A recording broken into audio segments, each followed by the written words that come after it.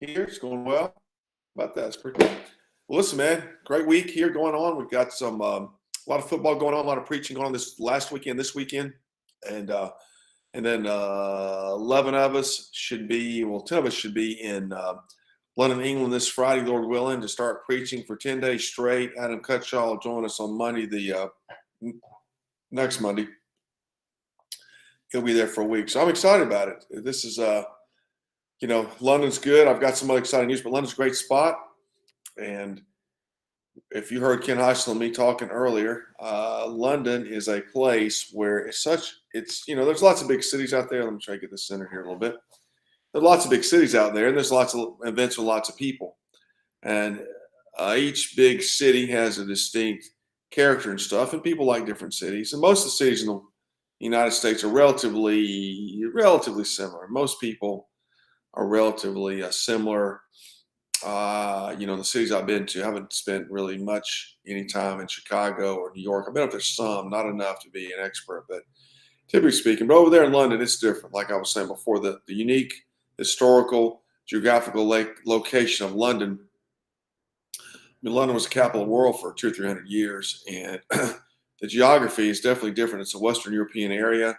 It's closer to Africa. It's closer to the Middle East. And all the people that were under their empire, shall we say, a lot of them and their descendants have moved into London. And so you get a variety of people. And the one thing I like about it is a lot of them are English. They're born, they're raised there. They have an English accent. And so they may have a cultural distinction from us, but we have a similar understanding of life. It's not that far off. And so it's not too extreme, so to speak, when you're rolling into a foreign nation with a completely non-Western Christian history, where you're really starting. I don't know how you define where you're starting from, but in this case, that's right, Larry. See, it's like kind of going down to Tuscaloosa to talk to those. I tell you what, no, Larry, man. See, the thing with Alabama fans, I'm just going to digress for a second, is all these Alabama fans think that the center of the world is Tuscaloosa. And so don't tell them. The worst yet, though, is these Georgia fans who actually think the Georgia fans, well, I'll get to that in a minute. I think he's talking about England. The Georgia fans, they're the ones who are in a strong delusion, as if, they've arrived and they've won as, many national championships, Alabama. See, this is the problem with sin. It corrupts us. It distorts our understanding what reality is. You see that a lot in the sports world. A lot of fantasy talk. That's why they call it fantasy football. All these guys living in fantasy. But back to England. And I'll tell you a funny story about Larry. We were over in Scotland, and there are so many Alabama fans in this world. It's amazing. We were in Scotland. Larry was there, and this was, what were we there for, Larry? The Commonwealth Games 5, 6, 7 years ago. I can't remember. And we're there in Edinburgh. They have these huge, wide sidewalks, and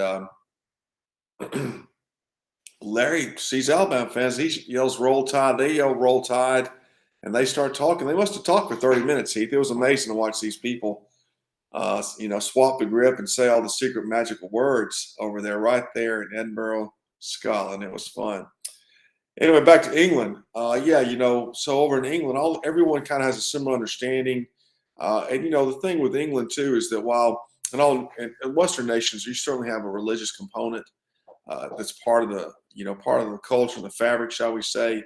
The Western world is driven by capitalism. It's driven by money.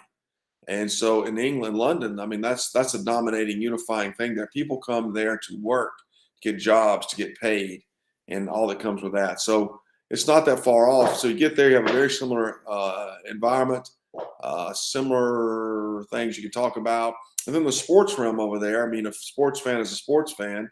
We were there for the cricket. Was it cricket? Yeah, the cricket championship a couple years ago, and there was a huge pack. Bangladesh was in the tournament, and there are all these Bangladesh people that were cricket fans, and they had on the garb, the colors, the whole bit. So, in that sense, you have things in common there in London with people from different places, and you can talk to them. You don't get that over here, really. You don't get foreign nationals in the same way like in London that you get over there. sporting event. It's definitely, I love going. So I want to encourage you to go. And next time we're going, which will be sometime next year, Lord willing, this will be our last trip. I wish I was going back, but this fall. And so I'm looking forward to it. So 11 of us will be there starting 10 Friday, 11 by Monday, 10 days of preaching. We've got meetings with 4 pastors over there already, waiting for a couple more answers. So I'm excited about it. Meet some new people. We've been over there enough by now. We've met lots of different people. So looking forward to it. Can't wait. God willing, we'll get there without any interference. So praise the Lord. The other big news of the week is Michael Rutherford from, he lives up near Regina, Saskatchewan, Canada. We've been communicating about the Grey Cup, which is in Regina, Saskatchewan, November. The game is played on the 20th. The Grey Cup, I need to put that on the thing. The Grey Cup is the 20th, and the weekend, which is Thursday, Friday, and Saturday. They've got preaching Thursday, Friday, and Saturday, an 8-hour fan fest over there. That's when that is. Put the link here. And so I've been waiting to see if Canada, Prime Minister Trudeau would let us in. And sure enough, Michael's been sending me some messages. And last week, today's Tuesday, or maybe the week before, he sent me some information saying that it looked like that Trudeau was going to rescind the vaccine law. And there were some pressure put on him at this point. And so sure enough, we got information that he did it. So it all ends the 30th, which is Friday, and so which is Thursday. And so the Canada's open, and I'm going. I've already got a couple of tickets, or I've got the tickets to go. Lord willing, I'll make it physically up there. And so going to Canada.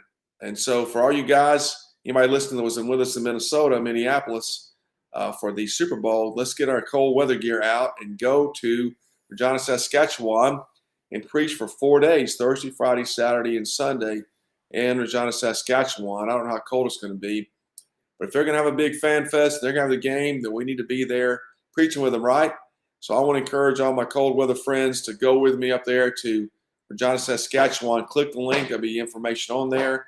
And let's get up there and have a big time together. I'm looking forward to it. I'm excited to get up there and preach some. Here's what Larry says. Let's see what he says, man. Deception will be relevant as folks think their team is good. This proves the end times are upon us. Larry End Times Sullivan. I got a new name. It was Larry the Baptist Evangelist. Larry End Times Sullivan. What do you think, Alex?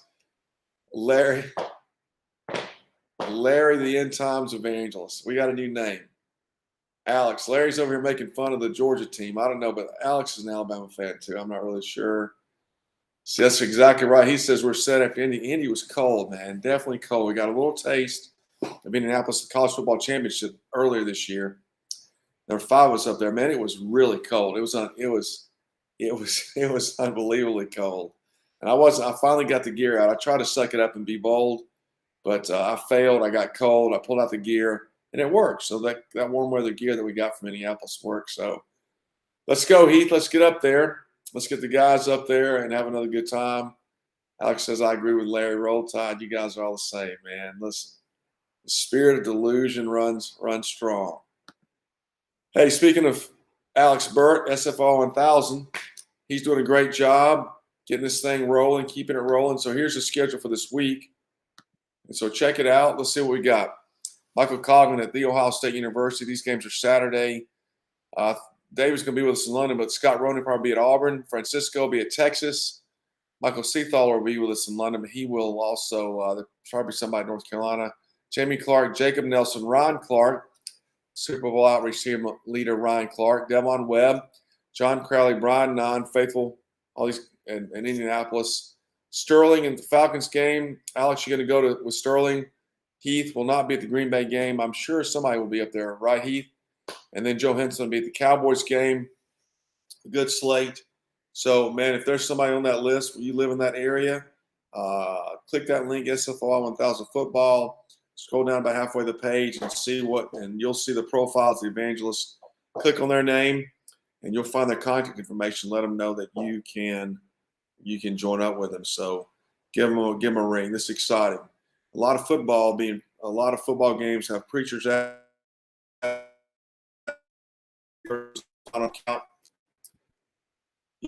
Alex says he may be in Atlanta with Stern, sure, and he says probably Greg will be at the Packer game. What about Dan, the other Dan? And might be there too.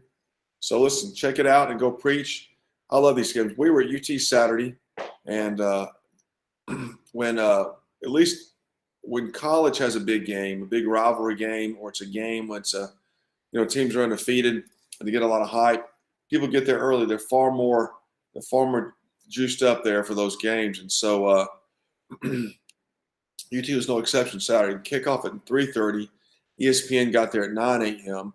I got up there at 12:30. Had something to do. I couldn't get there earlier, and the place was already packed. So we're talking 3 hours before kickoff.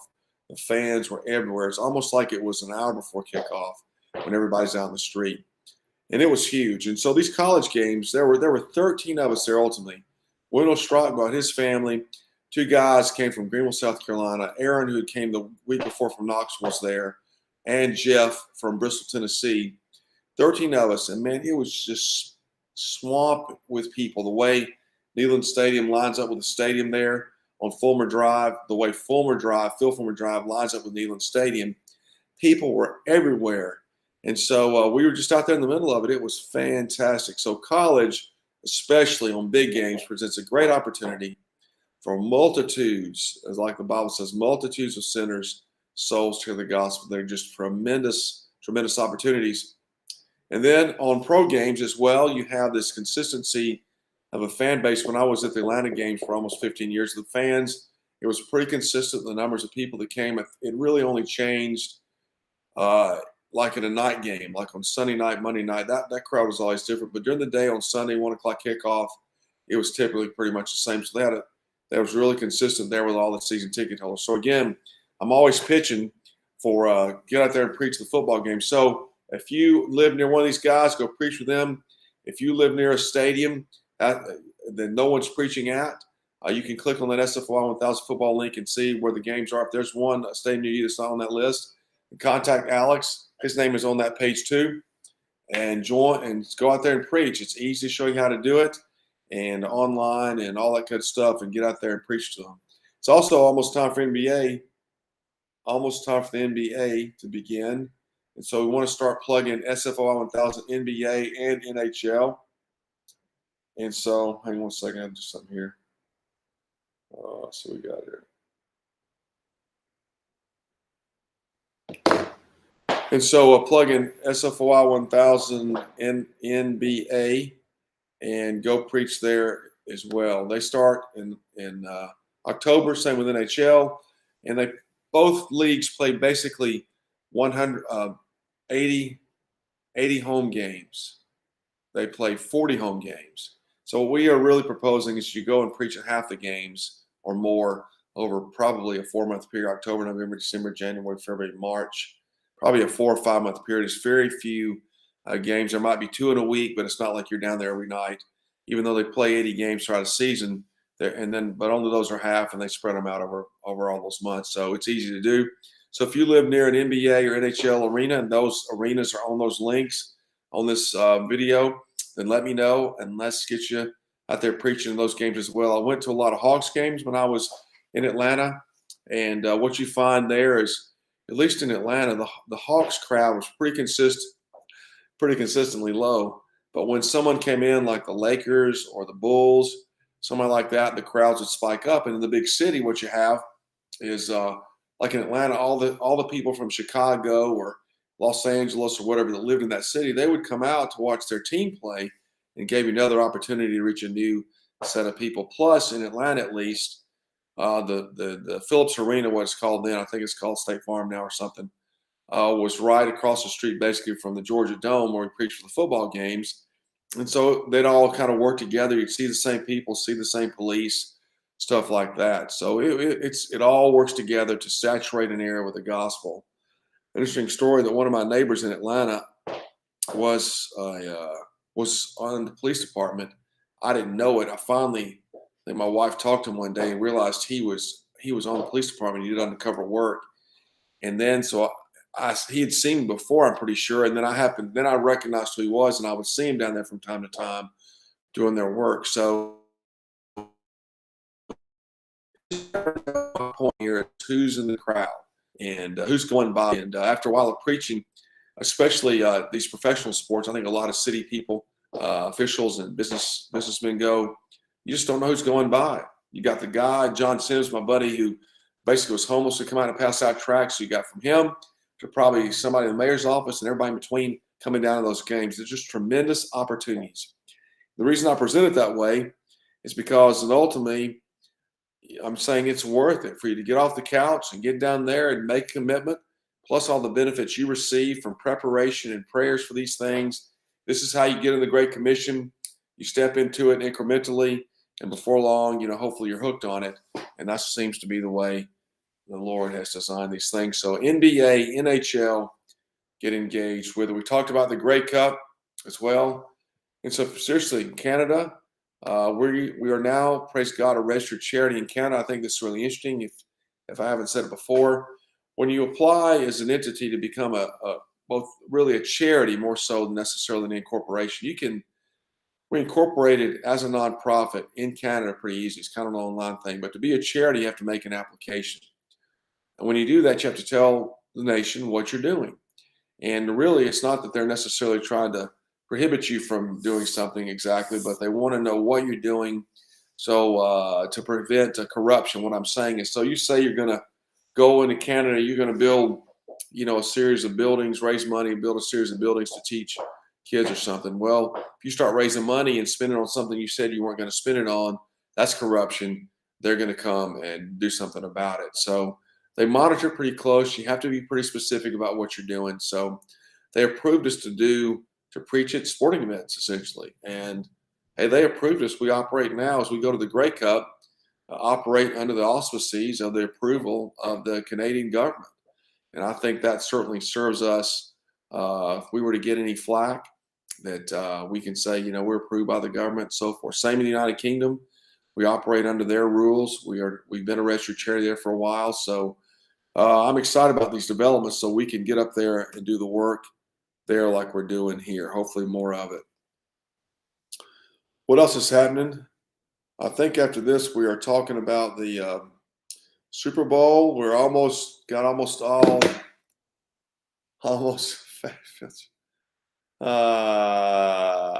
that's funny, Larry. We're looking for accommodation for the Super Bowl, but everything else is pretty much getting worked out. We've got so that seems to be the way it works, especially in Phoenix. Phoenix is not a good city to have an easy place to find accommodations, but that's rolling forward. I bet there's probably already 20 or so, maybe 30 evangelists registered for the Super Bowl. It's off and running really good this year. And so that's going good. We're going to have bowl season in December, college football championship, January 6 to 10 in Los Angeles. I think Alex Burt's going to join me, and we're looking for accommodations now, which shouldn't be too difficult for 5 or 10 of us, but a lot going on. I'm excited about it. And so please pray about joining us soon. If you have any prayer requests, please send them to me or text them to me, 423-724-7500. I also want to encourage you, as always, to join, to watch Heath Putzel on Tuesdays and Thursdays, talk about the Keep Your Finger in the Text, the expositional preaching training we're doing, and also plug into his Taking Reps, which is when once you learn what the system is on Keep Your Finger in the Text, on expositing the text and connecting that text to the gospel, then what they do in Taking Reps on Monday night is go through his text and create sermons. So tap in and listen to him when he tunes in, or watch the videos. These videos are certainly remain on the library there, and they remain on Facebook, but they're also in the library there and on YouTube as well. I think that's about it, man. So I want to encourage you, if you get a call or a text from a Super Bowl team leader, to come join us in Phoenix. Phoenix downtown, when it's really busy, and it's going to be busy that weekend, is unbelievable opportunity. They've got the stadium, Chase Field, the basketball arena. They got the Phoenix Convention Center where they're having the NFL experience down there. All that works together, create a huge, huge, huge amounts of traffic flow. The light rail runs through there. You got these massive wide sidewalks. So it's going to be great. So I want to encourage you, if you get a call from those guys, to come and join us at the Super Bowl. All right, we're going to wrap it up here. We'll see what Larry's got to say about Dave. About Auburn, but eyes in Oakland lately. We certainly have a good time here, Lord willing, to cut up about these things. When you're out amongst football fans, if you've never really been out there, they can take this stuff pretty serious. I think the one most astounding thing I heard one time was I remember being at Georgia early on, 20 something years ago. And amazingly enough, especially on night games, is when this was really the loudest. But first of all, the fans rolled in, and there's a lot of respect for the gospel up there. A lot of people being friendly to this word back then, and so you sense a sense that a lot of those folks are Christians in some degree. But then the song they played, the kickoff song, then was "Teenage Wasteland" by the Who, and then they would do something. I don't know what they did, and the whole crowd would erupt in this huge roar.